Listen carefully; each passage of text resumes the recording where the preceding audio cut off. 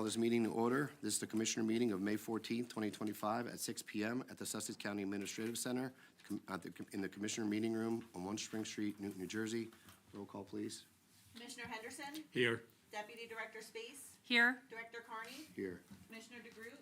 Here. Commissioner Hayden? Here. Number 3 is a moment of silence and a salute to the flag.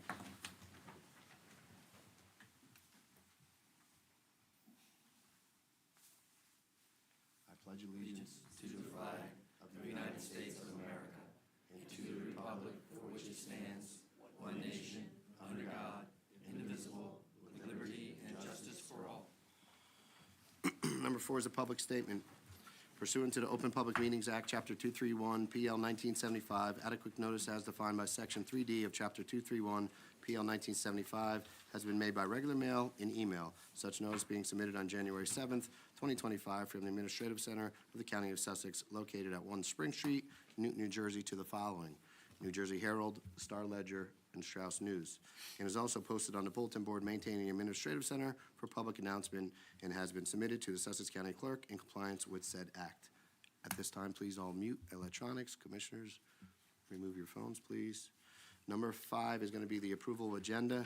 I just need to amend the agenda holding appointment 13A until after executive session due to some attorney discussion that just came up prior to the meeting.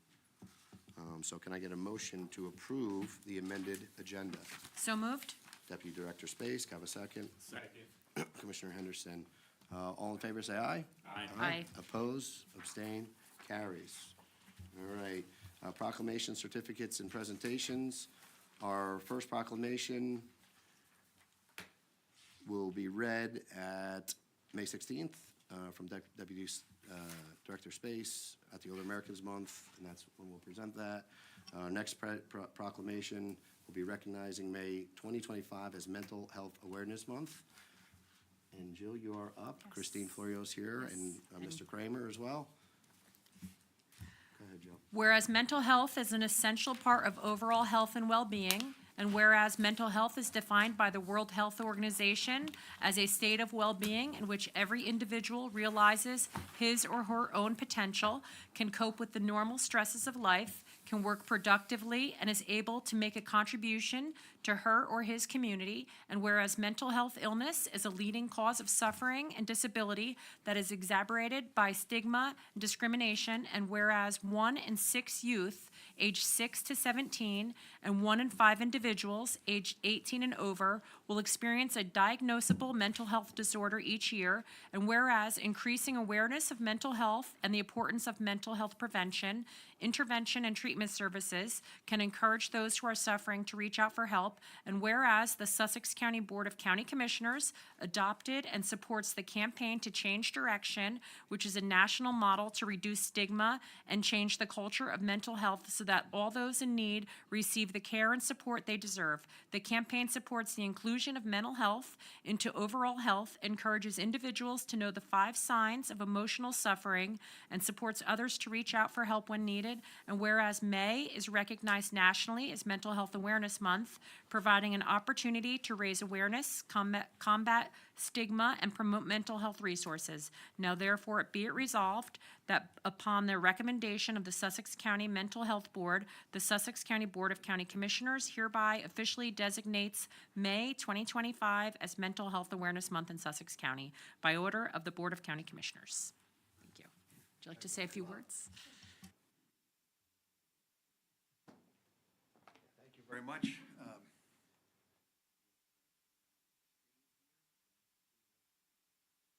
County Mental Health Board. I'm Gary Kramer. I've been on the board for more than several years now. But I just wanted to bring to the developments that I've seen in my time. My interest in getting on the board was sparked as a defense attorney by what I saw as a different approach that should be taken with certain defendants. Not necessarily evil people, but people who have committed offenses, not out of an evil state of mind, but because of a mental issue that they have, a mental disease, failure to be on proper medication. My time on the mental health board,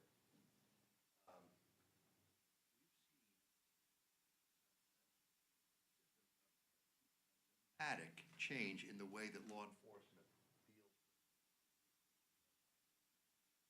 policemen, policewomen, all law enforcement are now trained in recognizing the difference between when they're called to a scene, someone who may be decompensating mentally, as opposed to someone who is just a bad person and committing crime. Recognize those differences and to handle those people who are acting out of a mental problem or a mental crisis differently from other criminal defendants. And it has reached a point now where I attended in February a continuing legal education course that was put on by the prosecutor's office, Jonathan McLean and the assistant prosecutor put on, where the purpose was to enlighten the criminal defense bar about a program that has been recently instituted in the prosecutor's office.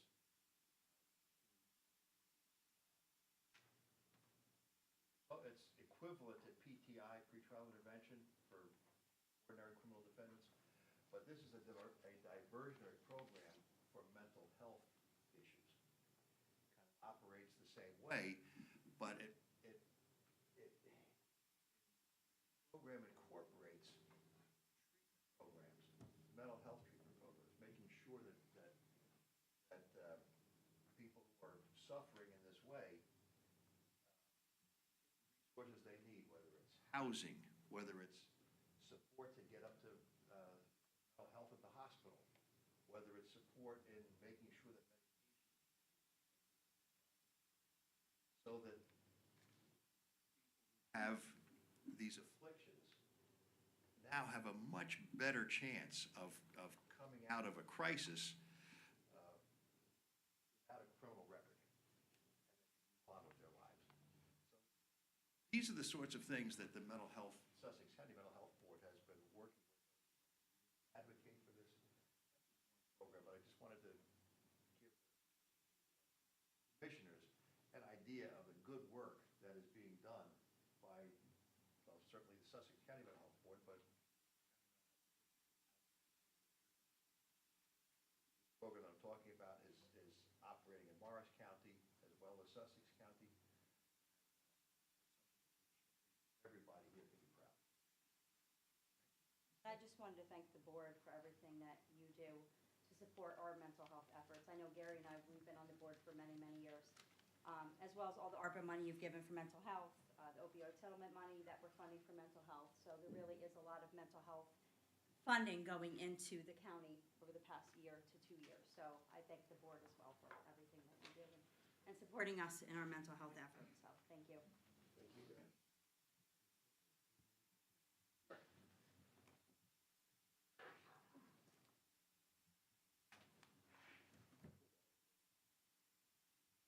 Christine in the middle. Right in the middle, right in the middle. Here.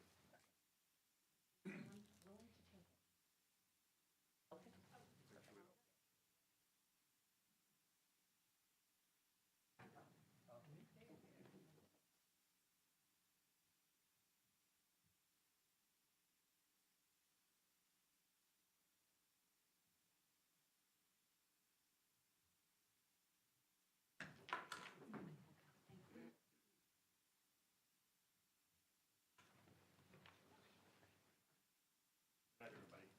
Take care. Next, we have a presentation of our 24 audit by Ray Sarinelli. You are up, Ray. All right, good evening, everybody. Ray Sarinelli, County Auditor. So tonight I have for you a presentation on the audit report, which is the financial statements for 2024, and are also our related findings we have for you tonight. So I always like to start talking about the financial position in the current fund, that's your general operating fund. And I always like to talk about fund balance. Fund balance in a county is very similar to what retained earnings would be in a company, a very good financial indicator of how things are going financially for the county. So we started the year 2024 with 21.76 million of fund balance, used $7.7 million in the 2024 budget, generated $8.77 million through the process of the year. So ended the year at 22.83 million. So very good year financially. The fund balance is in a very strong position. It's 18.1% operation, which is what the rating agencies look at and kind of a good guide for where you should be. So 18.1% is within the fund balance policy that you've established as a board. So all around, just a very good place for the fund balance to end. It's a very strong position. So, you know, I always like to look at, well, why did we have such a good year? And the primary driver was interest revenue. You collected $3.87 million just in interest. So just by putting your money in the bank and collecting interest, you collected $3.87 million. As far as I know, that's the highest historically ever that the county has collected. So in combination with good rates, also your cash position was very good from a lot of the grant funding that's come through over the past few years. If you look at year over year, though, where the cash position is, you're down about $10 million, which in certain circles that would make you panic, but that's actually a good thing. Your cash position was actually very high because of those grants. So you're spending the money you were supposed to spend over the course of the year. So I wouldn't expect that type of interest revenue to continue. Are coming down over time. We'll see what happens in the next few months, but that certainly your cash position is being reduced. Interest you're going to collect. Overall, I think as I look to 2025, the budget plan that was put together, another very good plan, which is what you've always done through the budget process. So I do still see some sustainable growth. I just don't think we're going to see of an increase as we saw in 2020. So very, very, very good year in 24. I think, you know, the plan of always planning for things to go wrong on the appropriation or wrong on the revenue side and you know, have that good long-term plan of being a balanced budget is a good thing. So then you have your trust fund, you know, funds held for various purposes. They all operated normally. There's a few reserves in there as well, storm recovery. You know, I look at a day like today and I think it's good to have a good storm recovery reserve. So if things go poorly there, you know, God forbid there's a catastrophic event, you know, the county is ready to be reactive to that with all the assets.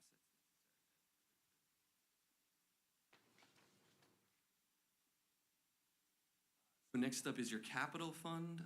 Started work on 3 new large capital projects.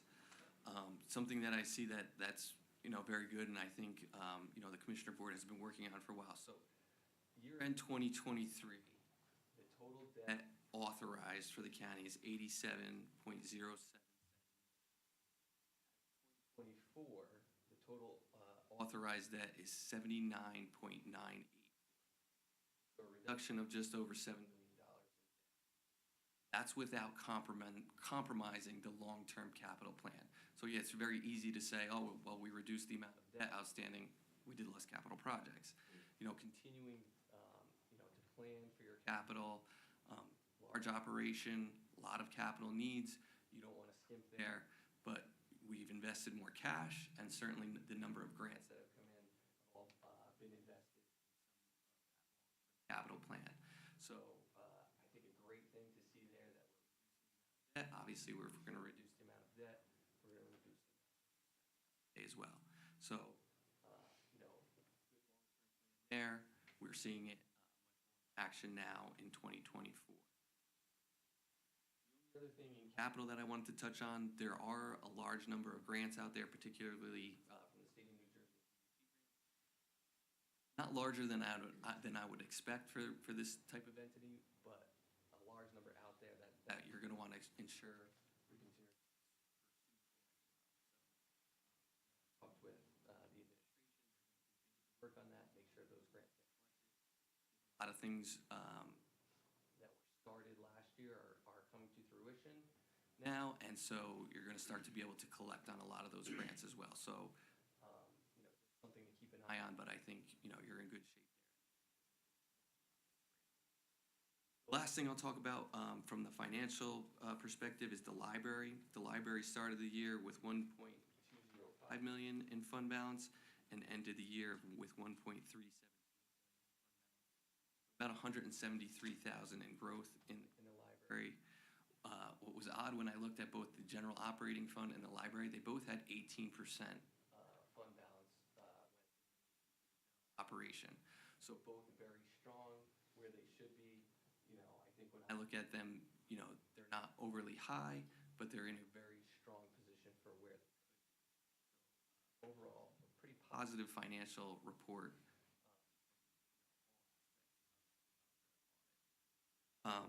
Any questions on the financial part? I'm going to talk about the one recommendation very quickly.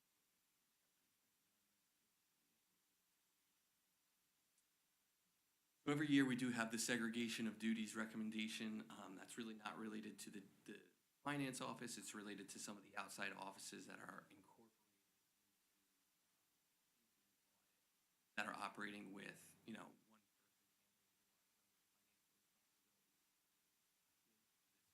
Finance office does a great job with mitigating controls to make sure they have a certain level of oversight. But, when we look at outside offices as an individual, they don't have the proper segregation of financial functions. Really, they never really should because of how big of an investment it would be to really implement the proper amount of controls. So we take a pretty strict approach on how we look at how they should be functioning. So we always put the recommendation that you are all aware that those outside offices, aren't necessarily have the optimal level of controls, but finance office is doing a great job with mitigating controls. Good for you to keep an eye on them. They're definitely doing it.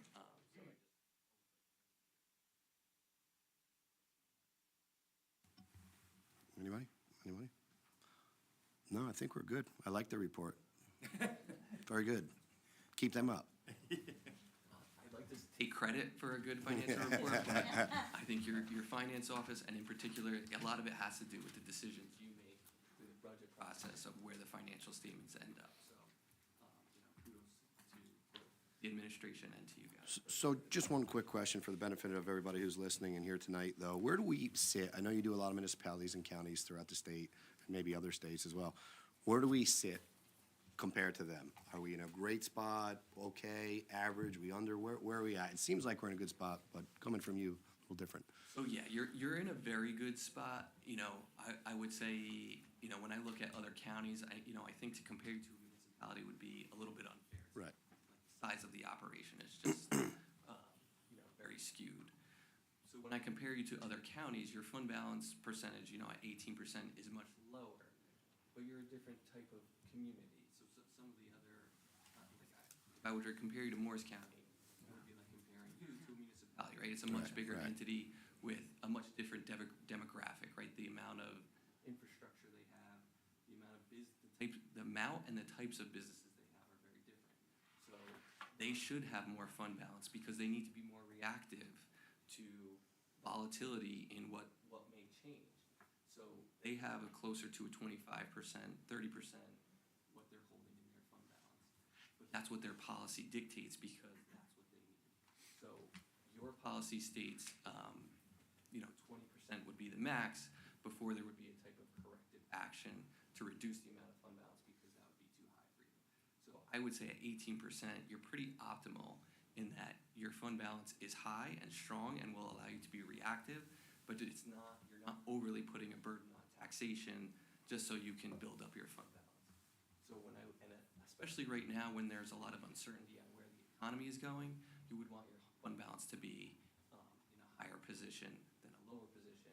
Again, all giving you the ability to be more reactive should something negative occur that will have to affect your budget, you can be reactive to it.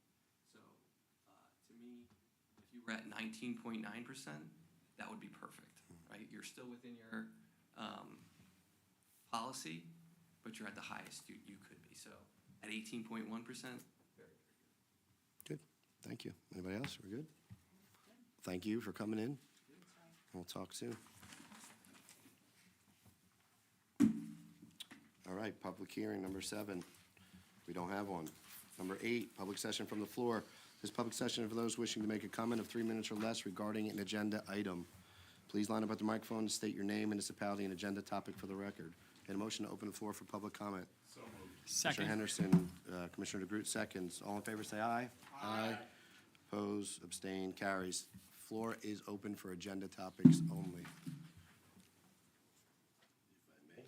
You could hand them to the clerk. You could hand them to the clerk. You could hand them to the clerk.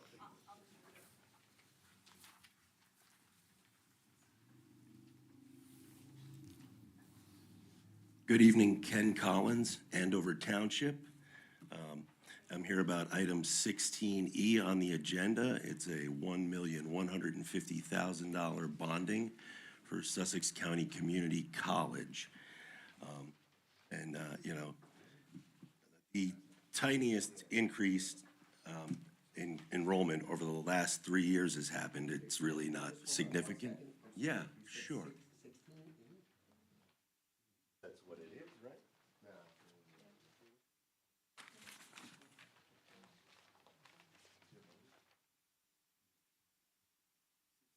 Financial, resolution determining the form and details of 1.15 million. Right, that's correct, 16E? Okay, you're right, sorry.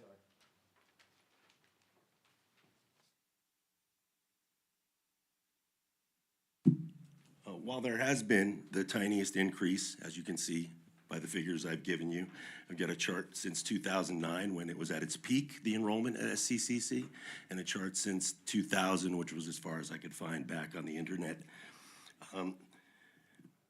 The increase we're talking about over the last 3 years is insignificant. It's 60 students.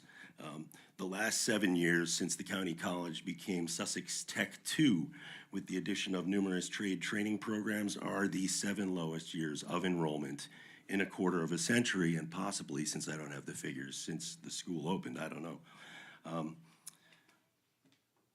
The last 5 years have averaged 2,200 students a year, 2,000 less than in 2009. 2009's budget was just over $2.5 million for the college. The 2024 and 2025 budget is just over $4 million, more than 37% of an increase for more than 47% fewer students. Now, why is that? It's because you keep issuing bond issues and approving more construction while SCCC's enrollment shrinks and stagnates. You've turned SCCC into a joke. Only Warren and Salem counties have lower enrollment than Sussex County Community College when it comes to county colleges in this state. You keep building, and it keeps costing more every year. And the more of a vocational technical school that Sussex County Community College becomes, the worse it gets. You need to stop the wasteful spending. I think you like issuing bonds, and you just do it to issue bonds for whatever credit rating things you guys are all into. But you need to stop spending the money. You're wasting money when the damage is done. Send the VOTEC programs. The VOTEC programs need to go over to Sussex Tech, where they belong. They're making a laughing stock out of Sussex County Community College. Stop bonding and building at a failing institution. Thank you. Anyone else? Agenda topics only, please. Kathy Brennan, Hampton Township. I wanted to discuss the proclamation you had for this evening. I know you didn't actually carry it out, but it was about May being Older Americans Month. I feel that this is the perfect time to take a stand on supporting services for the seniors. Right now, we're concerned about, major cuts to programs. I think you could possibly pass a resolution in opposition to proposed federal cuts to the budget. And you could also perhaps come up with ideas for the county to help counter those cuts should they happen, because a lot of these programs are vital senior services. In the past, agencies, local governments, and citizens have expressed concerns about changes to the Social Security program, and the federal government has taken those into consideration, and they have altered some of their proposals. And I think this is evidence that we all can make a difference, and we can all help to change things. The administration's FY26 budget proposed dramatic reductions and eliminations of programs that help seniors with health, nutrition, housing. Some of those have to do with chronic disease management, fall preventions, mental health, adult protective services, home energy programs, and there are way too many to say in 3 minutes. And we still don't know all the proposed cuts yet. We don't know anything about Medicare. We don't know anything about Medicaid. We don't know about Social Security. These are things that seem to still be up in the air. But there could possibly be changes to these things and eliminations of services. And we also have to keep in mind that these reckless cuts are being suggested by a team of techies who have no idea about how these programs actually work. At this time, when older Americans need assistance more than ever, I would suggest that we need to advocate for supporting them in getting the needs that they 1 minute. have. All right, thank you.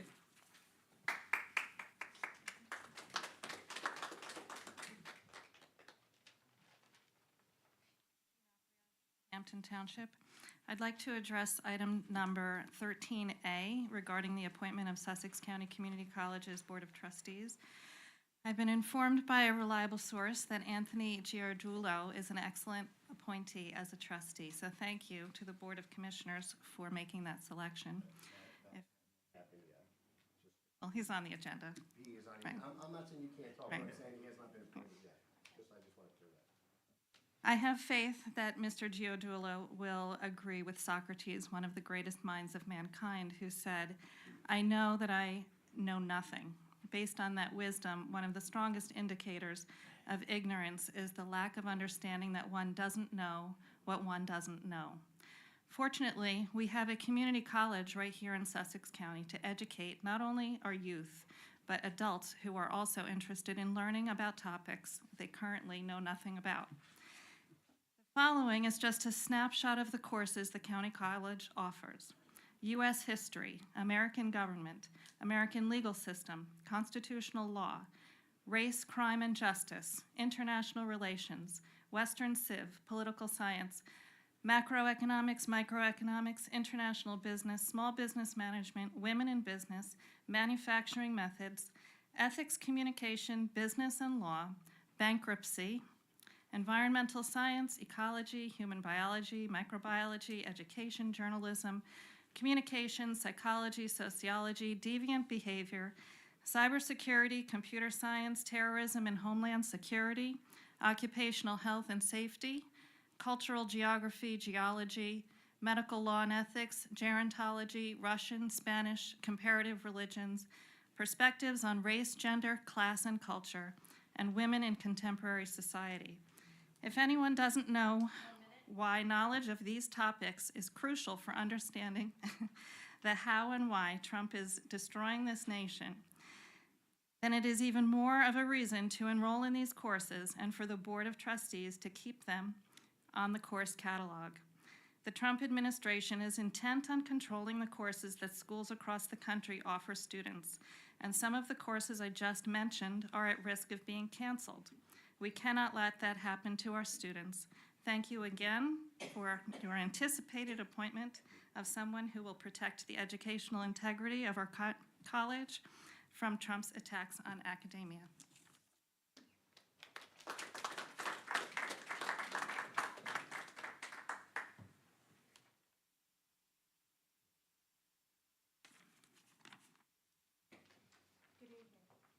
Lina Kroll, Hardiston Township.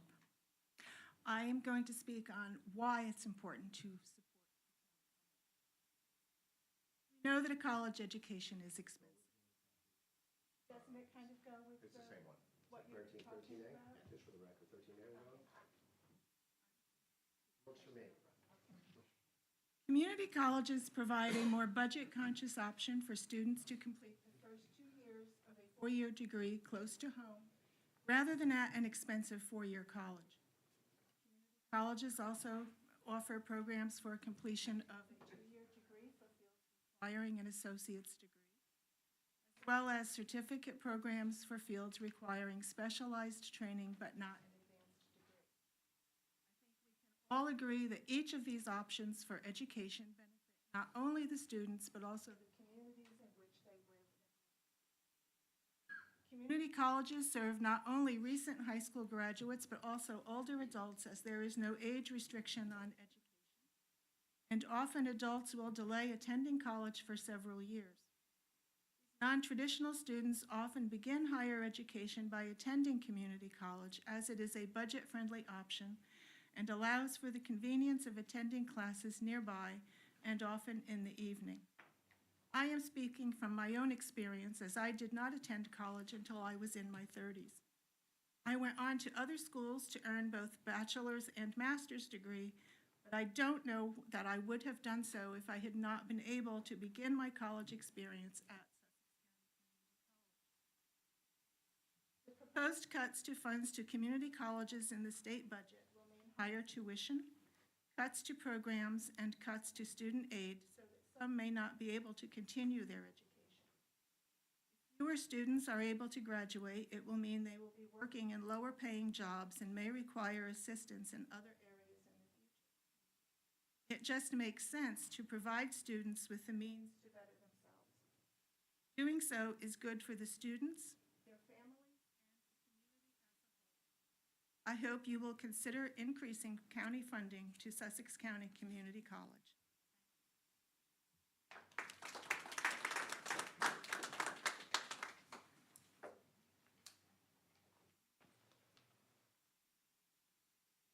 Haug from Frieden. I'm happy to see that tonight's agenda included a proclamation to acknowledge May as Mental Health Awareness Month, and to hear Mr. Kramer speak about local services. Having been touched in my life with the effects of alcoholism, eating disorders, and suicide, this issue is near and dear to my heart. Mental health is a critical issue that impacts the well-being of millions of Americans. Unfortunately, the devastating cuts to mental health resources enacted by President Trump's administration are not just numbers on a budget sheet. They represent real people suffering in silence without the support they desperately need. First, let's consider the impact on education. During Trump's first presidency, the Department of Education's budget was significantly decreased, with a $7 billion cut proposed in 2017. The administration is now canceling $1 billion in grants that were used to hire mental health professionals in schools, claiming they violate civil rights laws. This leaves many students without access to counselors or mental health programs at a time when young people are facing unprecedented levels of anxiety, depression, and trauma. According to the CDC, nearly 20% of adolescents experience some form of mental health disorder. Yet under these policies, resources to identify and treat these issues have been severely limited. Furthermore, veterans who have sacrificed so much for our country have suffered immensely from these policy decisions. The Departments of Veterans Affairs faced budget cuts that resulted in decreased mental health services, including longer wait times for therapy and reduced outreach efforts. Data from the VA shows that nearly 21 veterans commit suicide each day, a figure that has remained stubbornly high despite efforts to improve mental health care. Cutting funds further jeopardizes their access to life-saving treatment, leaving our heroes without the support they deserve. The consequences of these cuts are clear: increased suffering, higher rates of suicide, and a generation of students and veterans left without essential services. Our nation's mental health is a reflection of our compassion and priorities. We must recognize that investing in mental health resources is not just a moral imperative, but a necessary step toward building a healthier, more resilient society. Let us stand together to demand policy changes that prioritize mental health, funding that supports our schools, respects the sacrifices of veterans, and ensures that no one is left to face their struggles alone. The clothing I wear today is in honor of one of my daughter's friends who took his own life.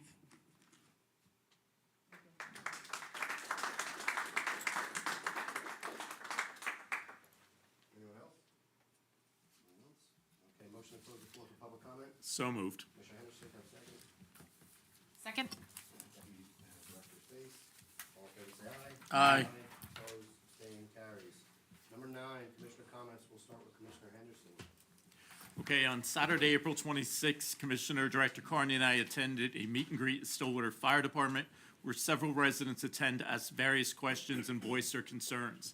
It was a very successful event. On April 28th, I attended the Taste of Vernon event hosted by the Vernon Chamber. It was an outstanding event showing the businesses of Vernon and what Vernon has to offer. On April 29th, I attended the Sussex County Sheriff's Department Award Program where 2 new officers were sworn in, one retiring and other receiving various awards for the professionalism and heroic actions. And I'll thank all these gentlemen for what they do every day. April 30th, along with Commissioner Carney and DeGroot, we attended the Sussex County Crime Stopper event. The anonymous tips from county residents have solved many cases here in the county, and it's a tremendous value to the Sheriff's Office. On May 2nd, I was invited to attend the Sussex County Community College Veterans Barbecue at the County College. I'd like to thank David Haslett for his invite and publicly thank him for all he does in assisting vets returning to the college scene. On May 5th, I attended the Sussex County Health Fair at the community college where students performed various tests. I passed all the tests with flying colors until I hit the BMI testing. I knew I should have avoided that testing station. Should have brought me. But thank you to the staff and students for putting this on. It's my understanding that they had a great turnout from Sussex County residents supporting the county college. On May 5th, I attended the County Planning Board meeting here where a driveway waiver was approved for Mill Street in Newton, and Autumn Silvestri presented a state master plan update, which will come before this board in June. I will commend them for the work they're doing, trying to reach the state's unrealistic date to have this done by. Also on May 5th, I attended the Vernon Republican Club meeting with Vernon residents talking about county and Vernon issues. On May 7th, along with Commissioner Carney, Ron Tappan, Christina Marks, and the head of facilities, we met again regarding where to proceed with the future of the county jail. I think there's a lot of conversation to be had before moving forward with the sale of this building. If this structure was to be built again, it would cost the county an estimated $150 million for a 5-floor structure with approximately 9,000 to 10,000 square feet per floor. I feel it's a diamond in the rough and a very valuable asset to this county.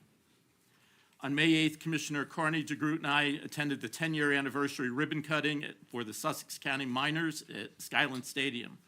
The Miners are on a roll with several wins. I wish them the best of luck. On May 12th, Commissioner Space and I, along with the head of facilities and others, toured the interior of the county jail. I think Commissioner Space will agree with me after touring the jail. The potential in this building needs to be explored. It seems so logical to house multiple county offices in one building under one roof rather than multiple buildings that must be maintained.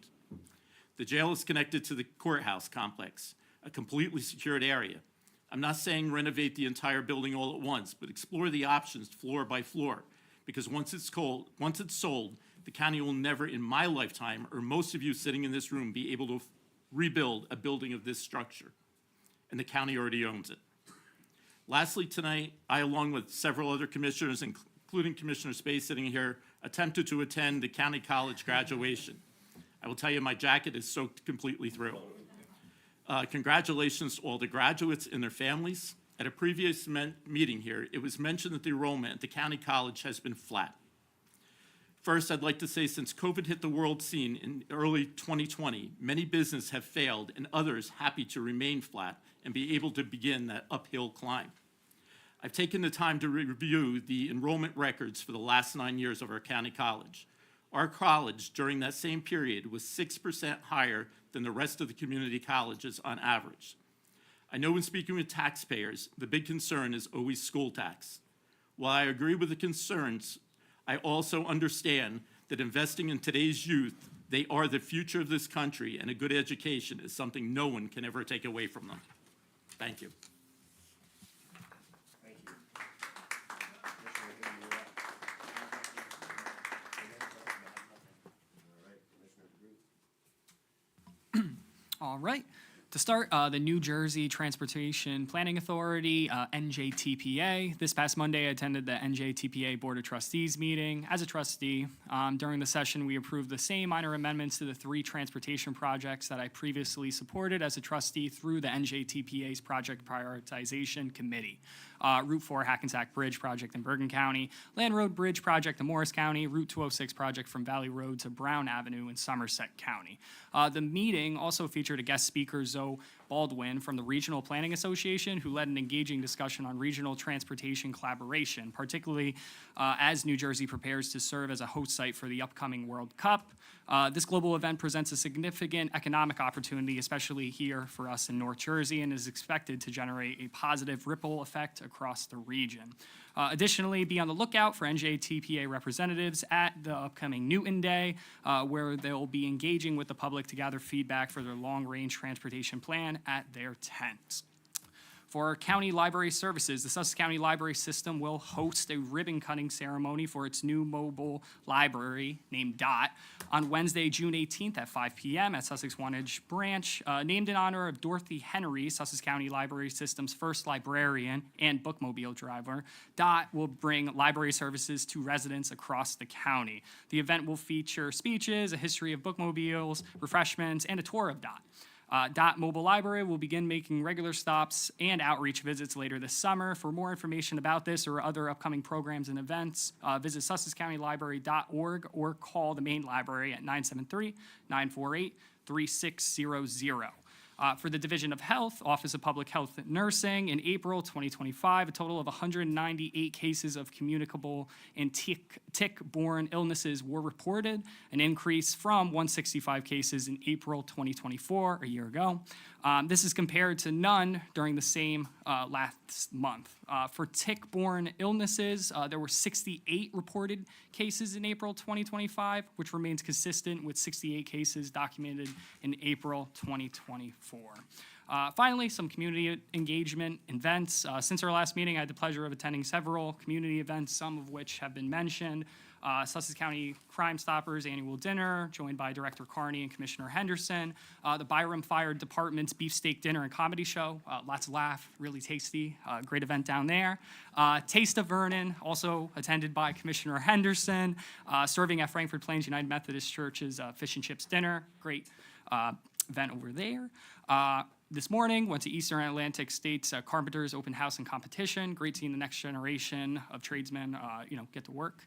And then finally, I did attend the New Jersey Right to Life Annual Gala, an event that was very impactful. That concludes my report for this evening. God bless. Division of Senior Services, annual public hearing. The Sussex County Division of Senior Services will hold its annual public hearing at 1:30 on Thursday, June 5th in the Senior Center at Knoll Heights Village, located at 40 Trapasso Drive in Sparta. The purpose of the hearing is to receive comments on the proposed 2026 Area Plan Update, which generates funding for Sussex County through the Older Americans Act of 1965 as amended. The public hearing will summarize the planning and contracting process. In addition, a presentation of currently funded programs will be provided. Several service agencies will be available to provide information and answer questions. Attendees will have an opportunity to voice their opinions on current service needs for the seniors of Sussex County. Anyone who would like to testify at the public hearing or submit written testimony should contact the Sussex County Division of Senior Services by May 30th, 2025 at 973-579-0555, extension 1222, or email seniorservices@sussex.nj.us. Individuals requiring transportation to the public hearing may contact Sussex County Skylands Ride at 973-579-0480 no later than 11 a.m. on May 29th, 2025 to make a reservation. Senior Farmers Market Nutrition Program. The Senior Farmers Market Nutrition Program provides financially eligible individuals who are age 60 years and older with a $40 electronic benefit to purchase fresh fruits and vegetables at participating farm stands in New Jersey. Many local community farms participate in the Senior Farmers Market Nutrition Program, and each recipient will receive a complete list of the farm stands with their package. This once-a-year benefit is available at the Division of Senior Services, Monday through Friday, 8:30 to 4:30. Eligible seniors who are disabled and not able to come into the office can have an application and their benefit mailed to them. This benefit will be available from June 1st through September 30th, 2025, and must be redeemed by November 30th, 2025. Please call the Division of Senior Services at 973-579-0555 to obtain specific qualifications or to apply. A senior services caregiver support group will be held virtually by Zoom from 2 to 3 p.m. on Thursday, May 15th, that's tomorrow. This group helps to reduce the negative effects of stress and increases the physical and psychological wellness of the caregiver. It also provides information about programs and services available to the caregiver, information on how to access these services, and provides referrals as necessary. Please call the Division of Senior Services at 973-579-0555, extension 1288, to obtain additional information or to register to attend these meetings. Division of Health, Office of Public Health Nursing Clinics, a child health clinic will be held on Tuesday, May 27th from 10 to 12 at the Office of Public Health Nursing, 201 Wheatsworth Road, Hamburg. This clinic offers complete physical exams, screenings, and age-appropriate immunizations for children from birth to 5 years old. Services are free for those who are uninsured. To learn more about this clinic or schedule an appointment, call the Office of Public Health Nursing at 973-579-0570, extension 1275. A health check clinic will be held on Tuesday, May 27th from 2 to 4 at the Office of Public Health Nursing, 201 Wheatsworth Road in Hamburg. This clinic offers vaccines for adults and school-age children. There is no fee for vaccines if uninsured or underinsured. The clinic also offers a variety of health screenings. To learn more about this clinic or to schedule an appointment, please call the Office of Public Health Nursing at 973-579-0570, extension 1275. And I have a mosquito report, which Assemblywoman Dawn Fantasia should be listening because she always liked to have them. Mosquito control program. Since April, the county has received over 7 inches of rain, a few more today, causing significant flooding in some regions of the county. In response to the high rainfall, the Office of Mosquito Control has conducted 2 aerial applications with granular product to combat nuisance and disease vector mosquitoes in the larval stage of development. The first application of 1,640 acres was conducted on April 17th, with a second treatment of 891 acres treated on May 7th. Aerial sites are predetermined by the office and are within uninhabited areas in certain townships. Information about the mosquito aerial program can be found on the county's website. Residents should anticipate high populations of mosquitoes over the next few weeks due to the warmer temperatures and current rainfall patterns. If residents experience a high inundation of mosquitoes, please call Mosquito Control Office at 973-940-5225 to request service to the area for trapping and control methods. Disease surveillance. Mosquito-borne disease surveillance testing will begin on May 19th. Results for disease testing will be included in the next report. Additionally, residents can find mosquito-borne updates on the disease surveillance website at sussex.nj.us/mosquito. All mosquito-borne disease results are updated weekly on the website. Since January, the Mosquito Lab has identified 483 water samples with a total of 7,295 mosquito larvae identified to species. For adult mosquito surveillance, a total of 232 traps have been set and collected for a total of 2,082 adult mosquitoes identified to species. Field operations to date, the office has received 26 complaints from residents during 2025. There have been 707 inspections of small and large larval mosquito sites completed since April, with 225 hand and backpack treatments conducted. The Office of Mosquito Control participated in the Sparta Earth Day event held at the Sparta Middle School on May 3rd. The mosquito mascot, Mosquito, attended this event to help educate residents of all ages about the importance of mosquito-borne disease prevention in their communities. Spotted lanternfly program is back. Free spotted lanternfly traps are still available to all Sussex County residents. If residents would like to receive their free traps, please contact the Office of Mosquito Control at 973-940-5225 to schedule a pickup time. Traps can be picked up at the mosquito office on Monday through Friday from 8 a.m. to 4:30 p.m., but scheduling an appointment is preferred to ensure staffing availability. And recently, I attended a significant event at the Sussex County Fairgrounds, Maverick's Legacy. Maverick Chambers passed away 3 years ago at the young age of 4.5 months from a choking incident. Maverick's parents, Kim and Darren Chambers, have made it their mission to raise awareness about choking incidents and promote the use of the Life Back. 8 lives have since been saved because of Maverick's legacy. Like Commissioner Henderson said, he and I toured the jail again, along with facilities. Our board is committed to making the best decisions possible on all county infrastructure. I had a meeting with Administrator Ron Tappan and Brightspeed. There are still many areas here in Sussex County that are unserved and underserved with internet. Brightspeed recently won the NJ Bide Award of $4.2 million, and they plan to invest $8.2 million into Sussex County. Since its launch in October of 2022, Brightspeed has made a multi-billion-dollar investment to upgrade its existing infrastructure to state-of-the-art, reliable, ultra-fast fiber broadband in the county. This includes 5 company-led and funded strategic fiber builds in its Newton, Franklin, Sussex, Lake Mohawk, and Montague wire centers, resulting in approximately 23,000 homes and businesses being able to connect to the company's high-speed fiber network in the county. Additionally, Brightspeed is excited about the most recent announcement from the New Jersey Broadband Office stating that the company will receive an NJ Bide Award to fund further build-out of its high-speed fiber network to historically unserved and underserved communities in the county. Brightspeed's project will connect more than 9,000 locations in the county, with 2,112 of them being funded in part by the grant award. This project will be constructed by 2026.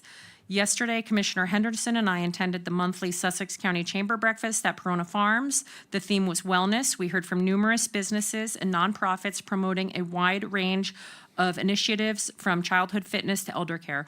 I highly recommend anyone involved in a nonprofit or business to join the Chamber of Commerce. And I've been working with Christine Florio from Division of Health and Human Services and along with Elka, trying to get the $100,000 to the food pantry because the food pantry is still taking a big hit. So that brings me to County Council. Have we heard from the AG or the U.S. Attorney on any of the frivolous allegations to the food pantry?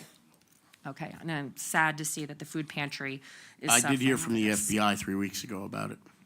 Okay, They well, asked we me a don't- lot of questions. We don't see anything, so. I know you don't. You're not gonna for a while, probably. Yeah, and what's sad is that the weekend backpack snacks for kids is most likely gonna end, so. Well, if we just figured out where the money went and could have brought it There out. was no money. There was no money to go anywhere. Well, They how come weren't we're donating 500,000 cash. short in receipts? No, I disagree, Okay. so. Are you done? And, no, I'm almost done, just about I just have a question of Commissioner Space. Who counts those mosquitoes in those traps? Not me. And then I just want to also congratulate all of the graduates at Sussex County Community College, and that is why my hair does not look nice, because it was raining. So, thank you. Mine either, sorry. Yeah. You guys don't have the same problems. Thank you. Okay, thank you. All right, Department of Engineering and Planning. Division of Planning remains focused. Give me 1 second, I'm sorry. Getting over a cold. As they move away a little bit. All right. The Division of Planning remains focused on preparing the cross-acceptance report, which will summarize county and municipal review comments identified after reviews of the draft state development and redevelopment plan. The Sussex County Division of Planning will be presented the cross-acceptance report to the Sussex County Planning Board at its meeting on June 2nd. That was what Commissioner Henderson said prior. Comments received during the June Planning Board meeting will be incorporated into the report. An updated report will be included on the meeting agenda for Commissioners' consideration at our next meeting on June 11th. Alan and I will be there to give you guys a little inside of what we think as well. The Division of Engineering is managing the rehabilitation of Sussex County Bridge X30, located on Libertyville Road in Wantage. Libertyville Road is also known as County Route 650. The bridge and road is currently closed with a posted detour in place. Construction is on schedule to be completed around early June. Department of Engineering and Planning anticipates repaving of County Road 650 between State Route 23 and County Route 519 will begin shortly after completion of the bridge construction. Libertyville Road will remain closed pending completion of the bridge rehabilitation. During November of '23, in response to deficiencies of the existing roadway retaining wall system and adjacent pond, the Department of Engineering and Planning determined it was in interest of public safety to implement emergency temporary traffic control measures, reducing a segment of County Route 521 from a two-lane road to a two-way signal lane road. Get that? All right. The segment of County Route 521 is locally known as Maple Avenue in Stillwater. The temporary measures provide for safe flow of traffic through the signal in service lane using a temporary traffic system. Recognize the operational impacts the emergent temporary traffic control has to the local community. The county retained services of a subject matter expert design consultant. The design consultant was tasked with reviewing opportunities which might be employed that could save restore two-lane service to the segment of the road. The design consultant has provided the county with engineered plans for a modification of the temporary traffic control measures, which they advise can safely restore two-lane service to the segment of Maple Avenue. All right, so they're gonna be two lanes at 9 feet, which is equivalent to a tight parking stall.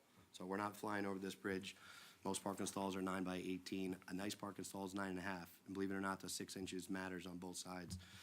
It's like going over the Dingman's Bridge, right? It's tight, kind of close your eye a little bit, hoping you don't hit mirrors. Department of Engineering and Planning is preparing for the implementation of the proposed conversation. Over the next few months, efforts will focus on finalizing plan details, ordering materials required for the conversation, obtaining permits for the NJDOP for a detour, and developing a construction schedule for our in-house construction crew. Based upon current information, the department expects the conversion of the temporary traffic control measures will be scheduled for mid-August of this year.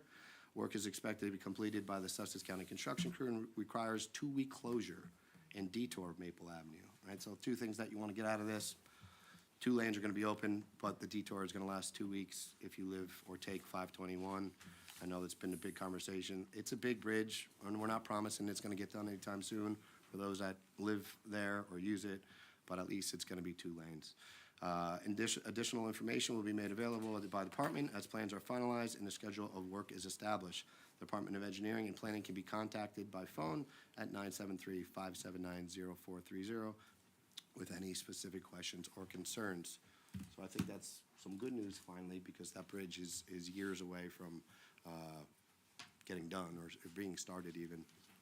So going last as director, most of the commissioners have attended a lot of the same things that I've attended. So the Food and Wine Festival at Crystal Springs, great event. Went to Project Self-Sufficiency, their fundraiser at Perona Farms. Very, very good event. You go there hungry and you leave very, very full. I definitely put on a few pounds leaving there. Just a really good event, and it's good for Project Self-Sufficiency. Ron Tappan and I went down to Atlantic City for NJAC, New Jersey Association of Counties, where I did a leadership forum with 2 other commissioners, Passaic, Somerset, and the executive from Mercer. That was led by Eric Scott from 101.5. It was a nice event, a lot better than I thought. Was not a League of Municipalities, but we learned a little something. So it was good, and it was nice to do a leadership forum. First time I did it, so it was good. Saturday, as Commissioner Henderson said, we went out to the Miners Stadium. Commissioner Henderson was going to throw out the first pitch, and he was a little nervous he wasn't going to hit the glove, so he refrained from that. Now, Jack wanted to do it because he's an athlete. We were at Sussex County graduation. I did speak as director. I did have a arranged speech set, and that's what I used because it was miserable out there, and people were sitting around for a long time. So congratulations to them.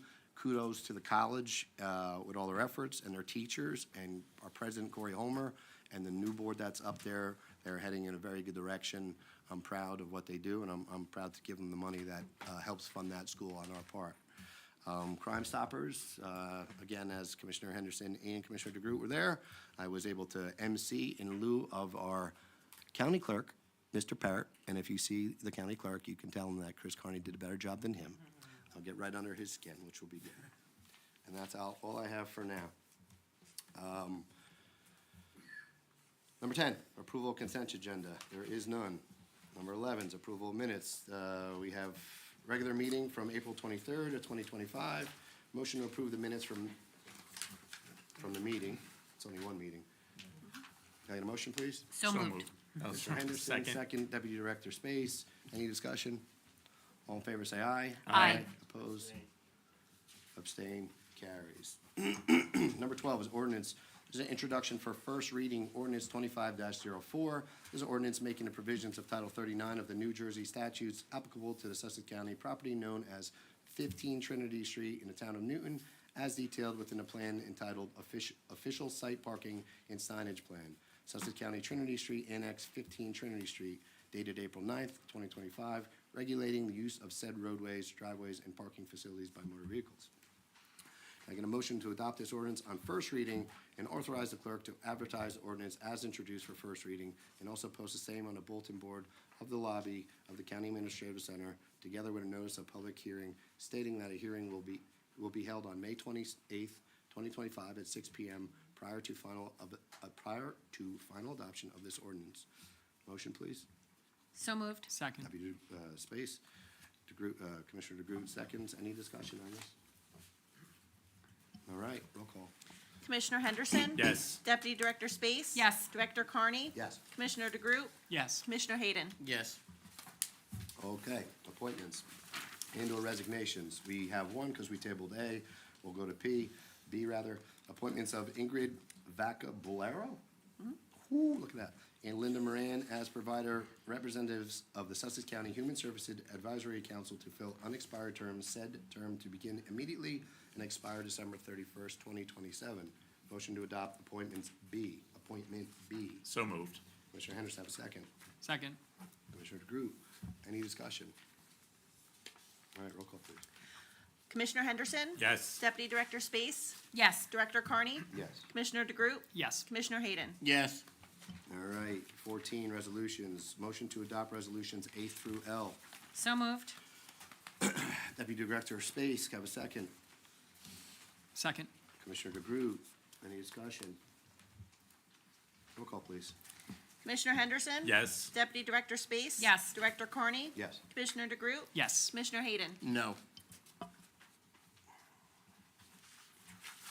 All right, 15 is awards of contract change orders and bid. The Board of County Commissioners of the County of Sussex has reviewed the award of contract change orders bids consisting of various proposed resolutions and determined that adoption of said resolutions is and will further the public interest. Motion to adopt resolutions A through D. So moved. Commissioner Henderson, have a second. Second. Commissioner DeGroot, any discussion? Roll call. Commissioner Henderson? Yes. Deputy Director Space? Yes. Director Carney? Yes. Commissioner DeGroot? Yes. Commissioner Hayden? Yes. Okay, we have two bills lists. I'm gonna keep them separate. First one is Resolution A. This is payments of bills list A from May 14, 2025. Motion to pay bills list A. So moved. Commissioner DeGroot, Deputy Director Space, seconds. Any discussion on this? Okay, roll call. Commissioner Henderson? Yes. Deputy Director Space? Yes. Director Carney? Yes. Commissioner DeGroot? Yes. Commissioner Hayden? Yes. Resolution B is payment of bills list B from May 14th, 2025. Motion to pay bills list B. So moved. Commissioner Henderson, have a second? Did Commissioner Hayden seconds? Okay, I didn't hear it. Any discussion? Roll call. Commissioner Henderson? Yes. Deputy Director Space? Abstain. Director Carney? Yes. Commissioner DeGroot? Yes. Commissioner Hayden? Yes. All right, next is a motion to adopt resolutions C through E. So moved. Deputy Director Space. Second. Commissioner DeGroot, seconds. Any discussion? All right, roll call, please. Commissioner Henderson? Yes. Deputy Director Space? Yes. Director Carney? Yes. Commissioner DeGroot? Yes. Commissioner Hayden? No.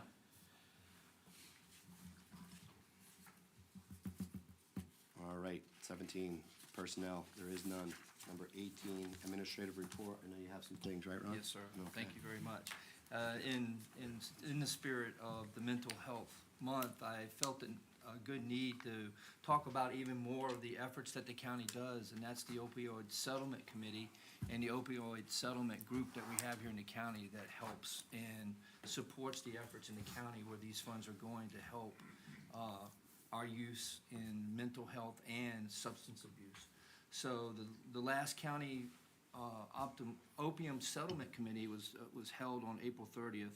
It was extremely well-attended and featured a variety of stakeholders, including mayors, municipal officials, the prosecutor's office, municipal law enforcement, local health and human service agency, local businesses, hospitals, medical providers, county superintendent's office, and of course, our county staff. At this meeting, we discussed how the opium settlement funds are currently being used in the county. And these are a few, this is not all, but this is a few of the things that were discussed in this particular meeting. The funds fund substance abuse prevention programs for students and our communities and interventions including mental health and co-occurring services for youth and families.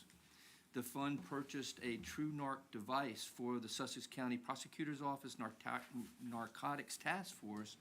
This handheld device will allow them to immediately analyze a drug for its content and know exactly what current threats are to the community, so they can share this information with law enforcement and agencies to help prevent overdoses and harms to residents. This device tests over 1,200 different drugs, and they can do that on the fly. Funding is being used for the Sussex County Sheriff's Office to start the Junior Police Academy this year.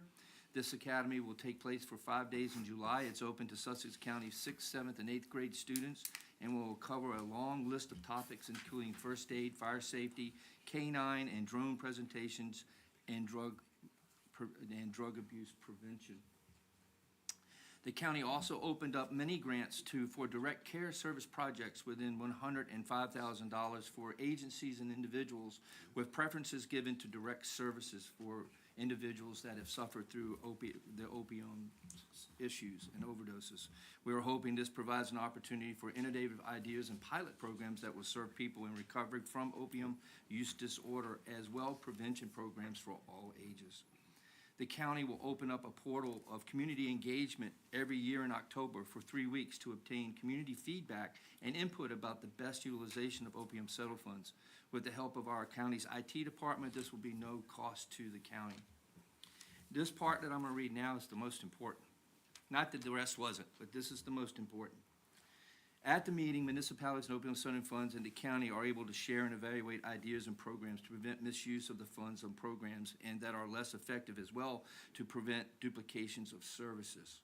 With that being said, the Center of Prevention and Counseling also provided a drug trend update featuring concerning information on new drugs which parents, community members should be aware of. All parents, grandparents, people dealing with children, listen closely. Since the beginning of this year, there has been approximately 12 opium overdoses in Sussex County. 3 have been fatal. There have been 3 deaths over the past month in the town of Newton alone due to a batch of bad crack that got out. Xylazine is a new drug that is powerful voluntary sedative, which is being cut into other drugs, similar to how fentanyl has been added to other drugs regularly. This drug is not an opium. It does not respond to Narcan, causes skin ulcers, wounds on the body. The Sussex County Overdose Facility Review Team is seeing this drug connected to overdoses and has become a commonly abused street drug. When this drug is combined with opioids, it is a greater risk of overdose. This is a drug vets use to tranquilize animals that they're lacing now. Lastly, there are 2 new drugs emerging. One is an opium, and it's 40 times more potent than fentanyl. It's called nitazene, and one is a more powerful sedative, which is not an opium, and it does not respond to Narcan, is metonimidine. And those 2 drugs are now we're seeing on the street in massive ways. And not that fentanyl wasn't strong enough. Now we got one out there that's 40 times more. Please pay attention to your kids. That's it. Thank you, Ron. Not that I want to hear that, but I appreciate your report. 19, County Council. Nothing in the open session. We do have a couple of matters for executive session, but we'll cover those when we get there. All right, 20, unfinished business, anyone? No? New business? New business, I have something. Unfinished? No, new. No, go ahead. New, so I guess we did the reviews for Ron, correct? So Yes. do we want to start the negotiations now and get it all done by January? For his new contract? Comes out right here in public. No, not in public, I mean, but wouldn't it be good to start that? Not here. We have executive session. I know, okay, just bring it up, we should probably start that. Point taken. So, for people who know me, everybody on this board knows me pretty well, I would be remiss, back at you, Mr. Hayden, to not say what I feel. And I'm just disappointed, meeting after meeting, when you are here, that you never have a report. You know, we bust our ass, all commissioners up here, as you heard, everybody hears what we do. There's never a day that there's something that we can't do. Oh, I know that, I'm not included in anything, I'm like the outside Democrat. Hold on, I'm not done yet. So you come here, and then Commissioner Space, and even when we put a $100,000 line on him in there, these people work hard at the food pantry, and then you want to argue and make up a fabrication again about the FBI. I'm just Not a fabrication, there was a lawyer on the call with me. Again, let me talk, because I don't want this to be a big argument up here. I just want to put my 2 cents in. Again, it's a disappointment, and I feel like you're very happy with yourself. I'm not that happy with any of people this. Are not eating because of you. That's Not because of me, if we could have really just what it produced the comes down to. receipts, it would have been a very simple thing to fix, and I could have gone away. But it is not going away evidently, because I got a call from my lawyer to get on the phone with them, and we had a call. So there is no imaginary FBI. I'm sure. One of you has a big problem. I'm sure. All right, so anyway, disappointed as always, you know, you're getting paid just like we are, except you do nothing. It's a burden on the taxpayer. It would be a good idea. Again, if you I'd did love to do resign. something, but nobody talks to me here. Okay, well, there's reasons for that too. So anyway, I apologize. I had to say that. Most people who come here, time and time again, disappointment. I I've done just have to nothing. interrupt. I do nothing. That's who we got. We So, all do get the same invites. We all get emails, we get the same invites in our emails. Anyway, I apologize. 22, public session from the floor. This public session is for those wishing to make general comments of 3 minutes or less on non-agenda topics. Please line up at the microphone and state your name and municipality for the record. Motion to open the floor for public comment. So moved. Second. Director of Space, Commissioner Groots seconds. Any discussion? All in favor, say aye. Aye. Aye. Opposed? Abstained? Carries. You are up. Good evening, Ken Collins, Andover Township. I am here this evening to address the ongoing drama regarding Commissioner Hayden's continuing claims that he is a veteran of the United States military. If Commissioner Hayden, for the sake of argument, actually is a veteran, and make no mistake, he is not, he could have ended this controversy as soon as it started, merely by producing his Form DD-214, Certificate of Release of Discharge from Active Duty. There's other veterans here tonight, I think, and every one of them, I'm sure, knows exactly where theirs is, and it's probably in the same time-worn envelope that they received it in, just like this one I got 36 years ago. You protect your DD-214, you know where it is, and if you lose it, you go online and you request a duplicate from the Veterans Administration, which you can get quickly, as most veterans already have. If Mr. Hayden is a veteran, how irresponsible is it for him to have allowed this controversy to fester and grow for all this time? For that alone, Mr. Hayden owes us his immediate resignation. So put up or shut up, Commissioner Hayden. Produce your DD-214. Failure to do so is admission of your guilt, sir. Are you or are you not a veteran? Silence. Lastly, to be clear, I'm not suggesting that the county college not be supported financially, just within reason. Enrollment is at pre-2000 levels. In 2009, the budget was $2.5 million for 4,200 students. Now it's almost 38% more, just over $4 million for almost 48% fewer students. That just doesn't make financial sense. Justify it. What I'm suggesting is stopping the frivolous, excessive, wasteful spending and the bonding that is not necessary, just like the bonding you passed tonight. Thanks. I normally don't comment, but I'm just going to comment. For anyone who believes different than how boards are run, there's always an option to get on any board, including this one. You could run at any time. You could put your resume in for any position, whether it be at VOTAC or the county college. People like to talk, and there's other people that like to do. So I just want to throw that out there for everybody, if they're interested in any board. Thank you. All right, I'm sorry. Kathy Brennan, Hampton Township. I wanted to say that I totally support the college. I'm a student at the college. I'm retired, and I very much appreciate being able to go to school and take classes that I wasn't able to take care of years ago because I was working, taking care of a child. And I think it's a great jewel for this county, and I think we should cherish it and give it as much money as it needs.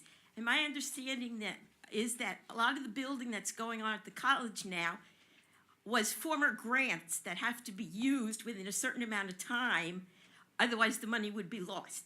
So my understanding is it's not like the county giving money or whatever. Some of it was granted by special grants for certain things. For example, I think the building that they're building now by the art building, I think that there was a grant for that.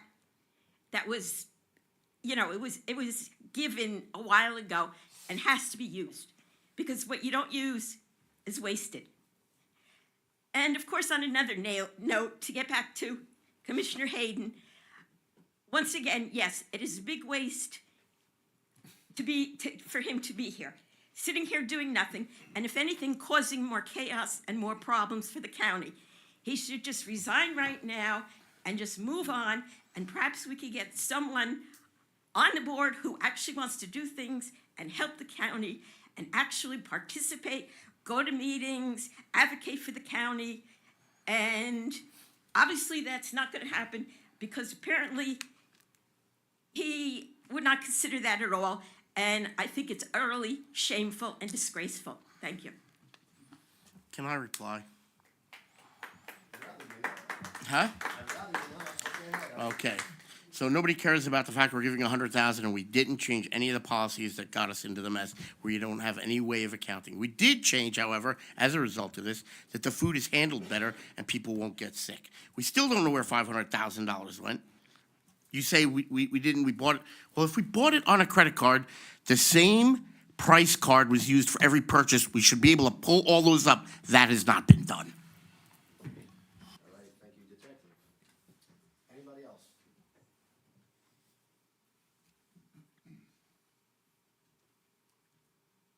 Sandy Pender, Frieden Township.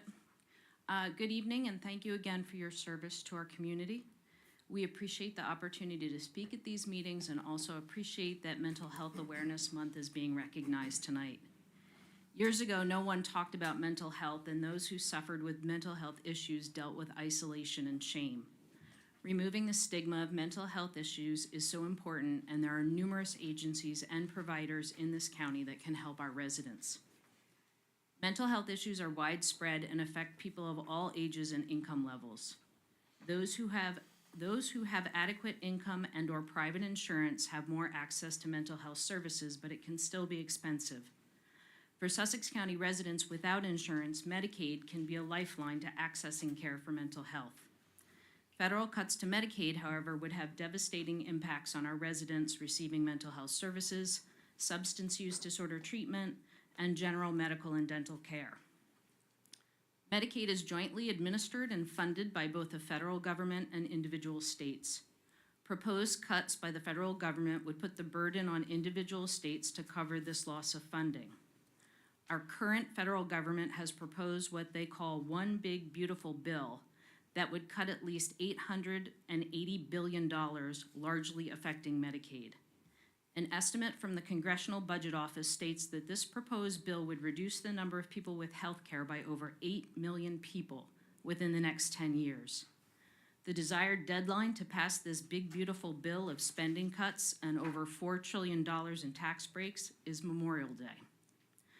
While it is prudent to examine all big programs occasionally to consider their efficacy, we cannot make slash and burn cuts to Medicaid without considering people. Massive cuts to Medicaid will hit Sussex County's low-income families hard. Citizens could lose coverage for essentials like mental health services, substance use disorder medication and counseling, and general physical care. Medicaid funding is also critical for sustaining our rural healthcare systems, including our local hospitals, clinics, and community health centers. Cuts to funding could mean a loss of local healthcare personnel, a drop in services offered, or delays in facility and equipment upgrades. If Trump's big, beautiful bill passes, we will see the effects here in Sussex County. I know there's not much you all can do about this other than exert some influence with other state officials.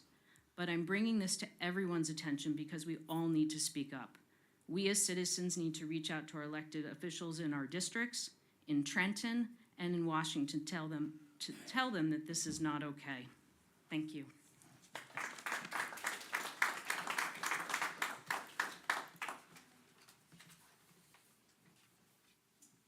Hi, I'm Nick DiFabrizio from Augusta. A few moments ago, I heard the word Trapasso Drive, and for those who don't know, I believe that road was named after Father Trapasso, who was the spiritual director to Karen Ann Quinlan. And probably most of the people here are too young to remember that saga, but it involved a woman who was in a coma for many years. But I thought being that this is Mental Health Week, or Mental Health Month, I remember Father Trapasso because he was my priest in Patterson when I was a youngster and a young man through confirmation.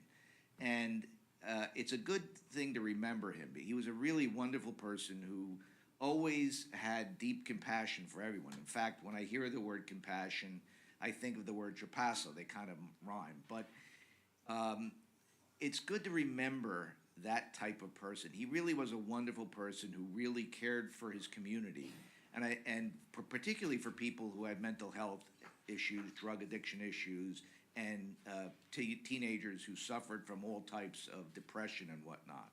He was really a wonderful person that way. So I just bring that up to remind everyone that there are many people like that in our community. There are many people who are helpers in our community who reach out and are constantly there to counsel young people. And I'm sure, hopefully they rise to the occasion and deal with some of the problems that you mentioned with these new drugs. I think that's what happened to Karen Ann Quinlan, right? I think she had a drug overdose that caused that. And there'll always be people like that to be there to help us. And it just made me remember him.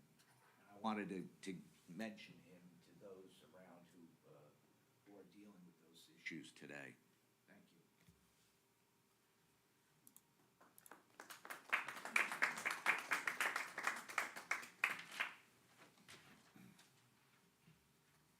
John Rolfus, Newton.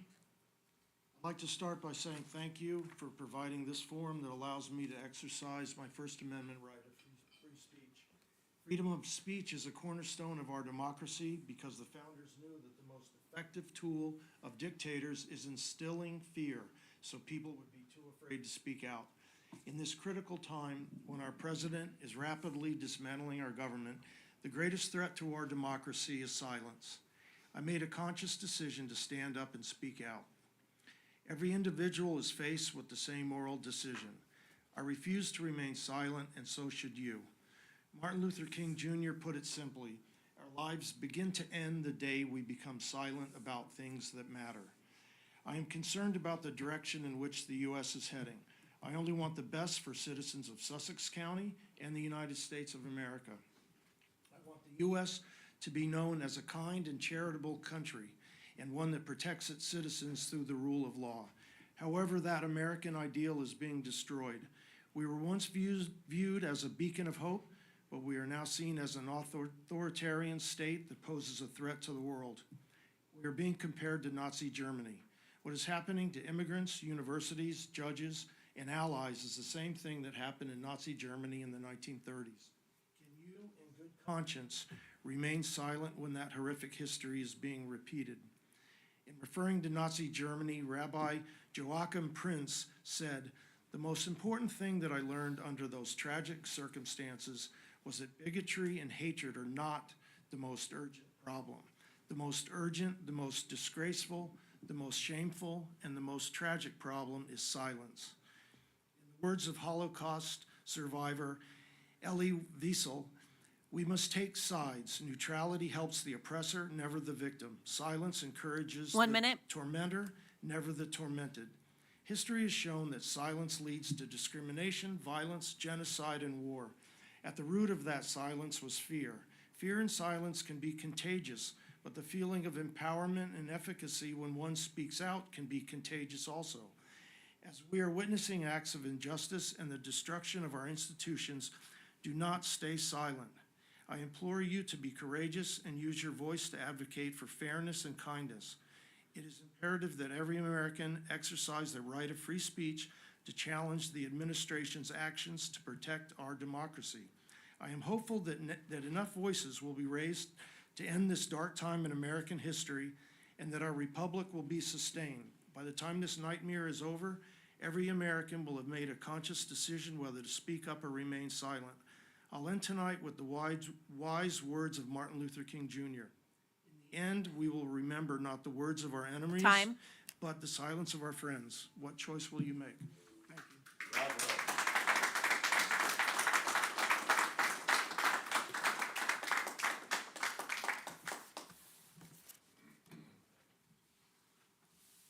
Laura Haug again from Frieden.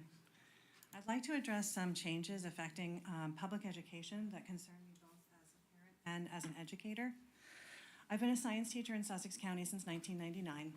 As with any profession, I have seen tremendous changes occurring in my career. When I started teaching, we had overhead projectors and antiquated laboratory equipment. Now, I am learning how to incorporate AI effectively into my lessons while at the same time teaching my students how to use it responsibly. Since 2004, there has been one program I have relied on consistently. This program, called PhET, Physics Education Technology, provides free online simulations for science and math concepts. They also provide a free educator login where teachers can submit and share activities and ideas. I'm able to use this program to help students understand topics ranging from projectile motion to the photoelectric effect. I don't know how I would have survived teaching in the pandemic or helping students who are homebound due to cancer without these simulations and activities. Last week, I received an email from the company. On April 25th, without warning, the National Science Foundation terminated PhET's Pathways to Open Source Ecosystems Phase 2 grant, which still had over $1 million in unused funding remaining. This grant was one of over 1,000 grants abruptly terminated by the NSF. Without this funding, PhET will no longer be able to provide free resources for educators or continue to improve and develop new simulations. The termination letter sent by the NSF stated that they are issuing this termination to protect the interests of the government on the basis that the grant awards no longer effectuate program goals or agency priorities. I cannot imagine how anyone could consider simulations for topics such as electric circuits and geometric optics as something that would not need to be taught in order to protect the interests of the government. Is a bunch of high school students learning how circuits work controversial? Are we expected to go back to drawing pictures of concepts on a chalkboard while the rest of the world embraces and advances new technologies? These decisions made by the federal government are already affecting our students. Living in a rural community as we do, and trying to provide the same opportunities to students as students in suburban or city schools is already difficult simply due to geographic isolation. Further limiting their opportunities is completely unacceptable. Our students deserve better than this. I urge everyone to advocate for funding for education and scientific research. Thank you.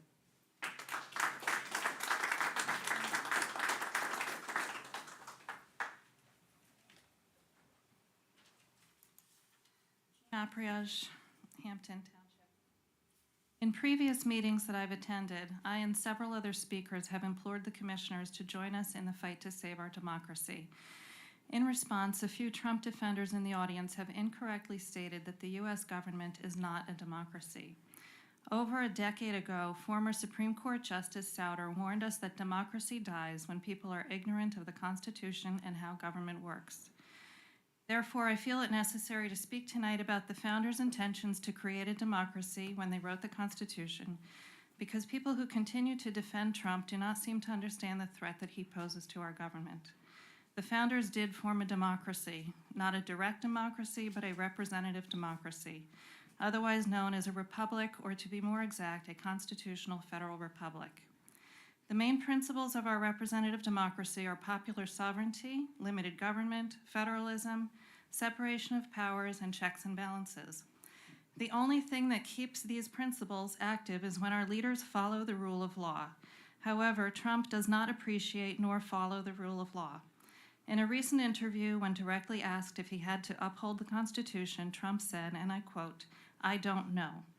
He swore an oath to preserve, protect, and defend the Constitution of the United States. So how can it be that he does not know he has to uphold it?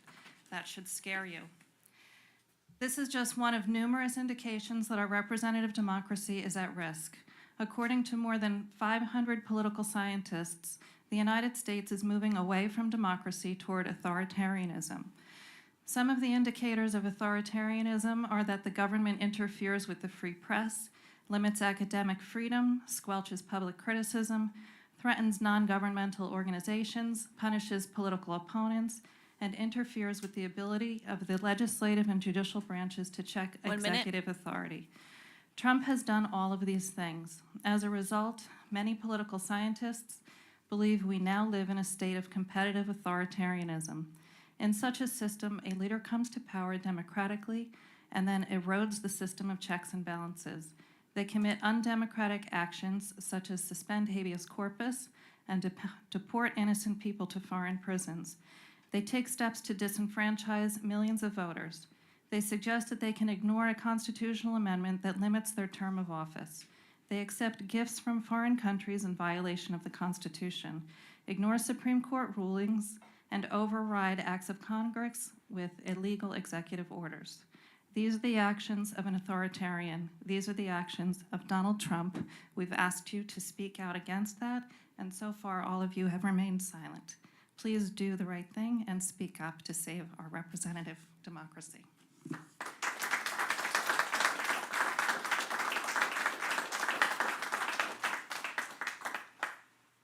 right.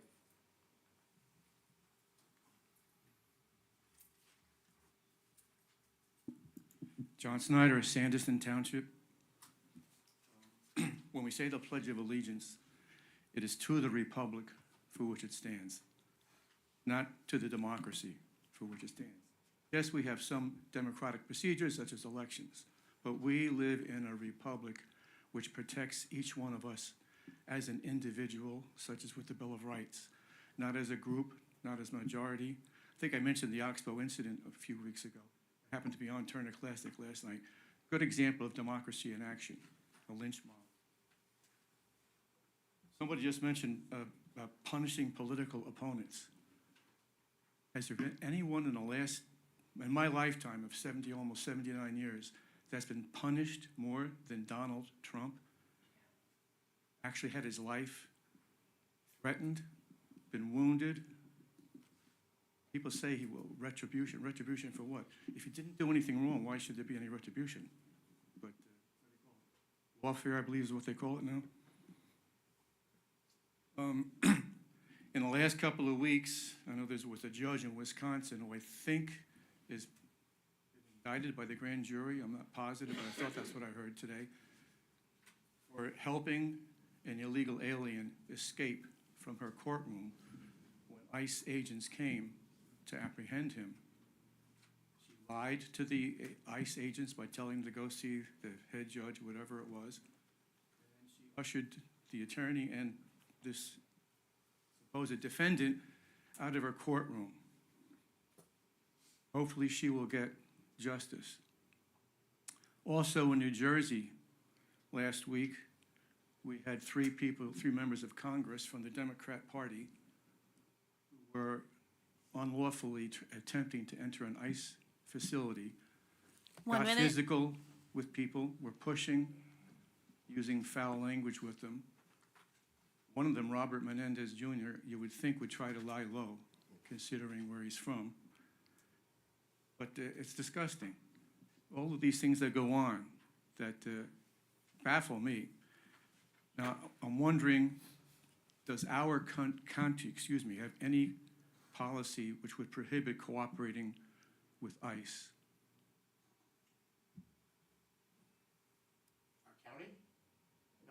couple Our- years ago. I think our- Before I was on the board, they made something where we would work with them, didn't they? Yeah, we did. Would we in any way try to inhibit them if they were to come here and try to apprehend some people who they felt didn't belong here?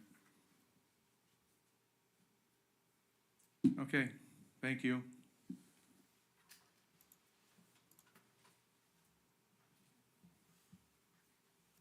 Good evening. David DeWitt, Hampton Township. Most of what I was going to say has already been said, but I'd just like to reiterate a couple of points. One big, beautiful bill would cost approximately $10 billion in Medicaid reimbursement to the state of New Jersey, would probably kick 700,000 working-age Medicare enrollees off insurance. Now, that's got to include some people in Sussex County. When they appear at Newton Hospital and they go in and they say, we have no insurance, we have no Medicaid anymore, I make $10,000 a year, I try hard, but I'm disabled. Can I please get the treatment I need? What are we going to do for them? We're going to put them out on the street? Or are we going to suck it up and Newton Hospital will pay it out of pocket? These are the kinds of costs that are going to come down upon us if this big, beautiful bill happens to pass. And why do we have this big, beautiful bill? One reason only, just so the 2017 Trump tax cuts will not die. Any of you folks in here see a lot of reimbursement on your income taxes from that tax cut? I know it didn't really do much for me, but if you made a couple of $1 billion a year, it did a whole lot. And I'm reminding you of how much Trump paid for income taxes. On the one we saw, I believe it was zero. This bill also includes $1 million, I don't know how many, but he wants to deport 1 million illegals a year. There's big, big billions of dollars to construct concentration camps to inter these people on their way to wherever. No due process, no habeas corpus, snatch people off the streets, throw them in 1 a minute. cell if they look like they are Spanish or Middle Eastern. They might even take me because I'm not from here, I'm from Europe. Is this the kind of country we want? And I think everyone here just asks you to look at your conscience when you go to your Republican caucuses, when you go to your county meetings. Please ask those folks, you really want this kind of country? That's all we're asking. We may be from an opposition party, but you are elected representatives. You represent us.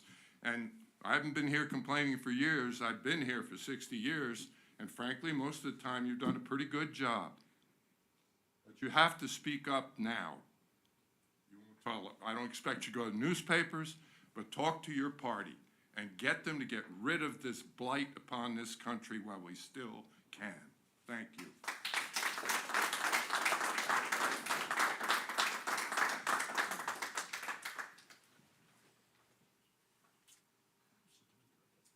Sandy Hall, Lake, New Jersey. I attend your commissioner meetings now like 3 years, probably twice a month.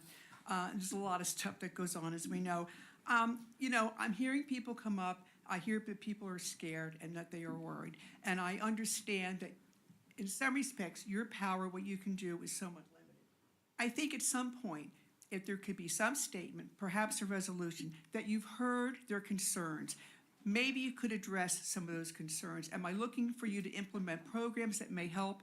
I don't know if that's really the answer, but at some point, there has to be some discussion, because playing a worst-case scenario, which I do with my own issue with the water gap, as you know, maybe playing that worst-case scenario will come up with some kind of a solution. Because when and if we are impacted negatively with cuts from wherever, it's going to affect Republicans, Democrats, independents, libertarians. It's going to affect all of us of all ages and genders.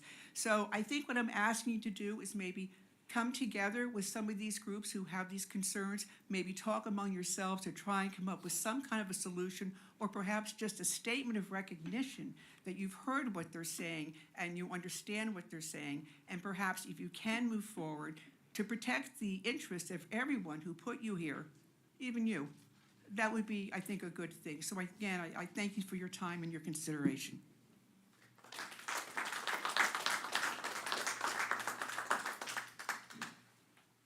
out Noel Sparta. I wasn't gonna say anything, but given a lot of the other stuff I heard, I didn't mean to share a lot of it. I wanna start saying thank you, right? Like, you guys give an incredible amount of time, and you're at a lot of stuff, and I probably disagree with you guys on a lot of issues, on a lot of politics. No. But I was listening to talk tonight about the issues that came up, what you did, how you handled them, and you guys are doing great. And I wanted to acknowledge that also, right? And I wanted to just say that, you are doing a good job. And I know that when things happen up top, I also realize that you guys are not federal, right? Like, you're the county in New Jersey. But there is party leadership, and, pressure rolls downhill. And I just ask you to stand strong, to continue to serve the community, to make sure everybody gets due process, and to resist when things don't make sense. I think you're doing great. I just want you to stick with it. Thanks.